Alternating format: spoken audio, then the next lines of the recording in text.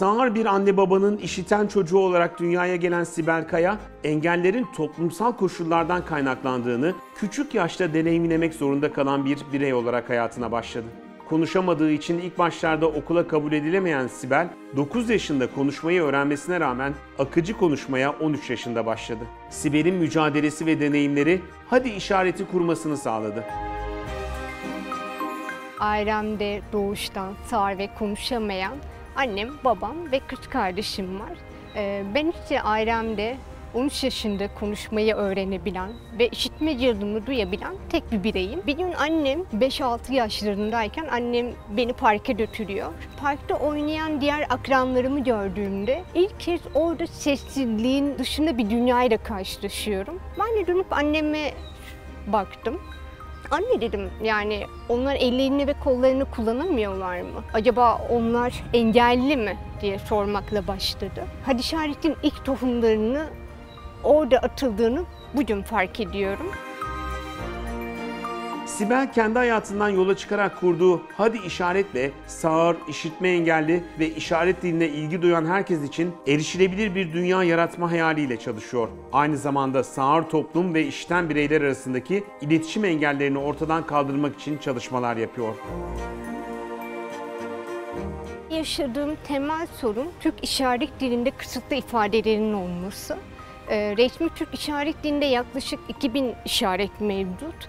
Buradan baktığımızda bizim için pek ifade etmiyor gibi duruyor ama TDK'da 600 binden fazla kelime bulunuyor.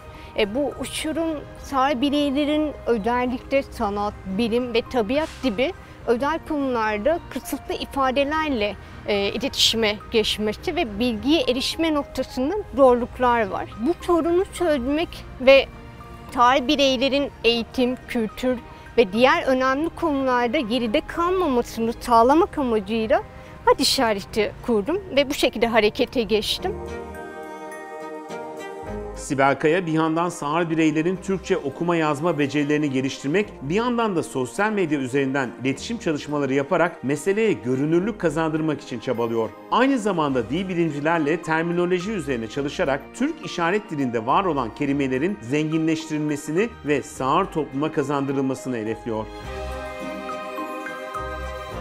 Biz Hadi İşareti olarak dil bilimcilerle bir araya gelip bizim Türk işaret dilinde hangi kelimelerimiz yok, hangi ifadelerimiz yok? Peki bu ifadeleri anlatmak için hangi formül üretebiliriz? Biz bu dil bilimcilerle bir araya gelip konuşuyoruz. Sadece dil bilimciler değil, sanatla ilgili bir sözlük yapıyorsak sanat tarihi olan, işte bu alanda uzmanlaşmış sağırları da alıp ve bir araya gelip bununla ilgili tartışmalar yapıyoruz.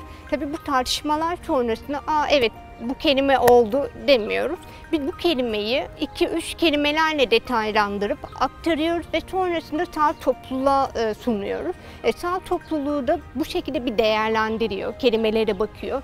Ha diyor, aslında bunu kısa bir şekilde anlatabilir diye biz onlara aslında bir yol açmış oluyoruz. Bir de böylelikle işaret dilinin ifadelerinin yapılarını güçlendirmiş oluyoruz.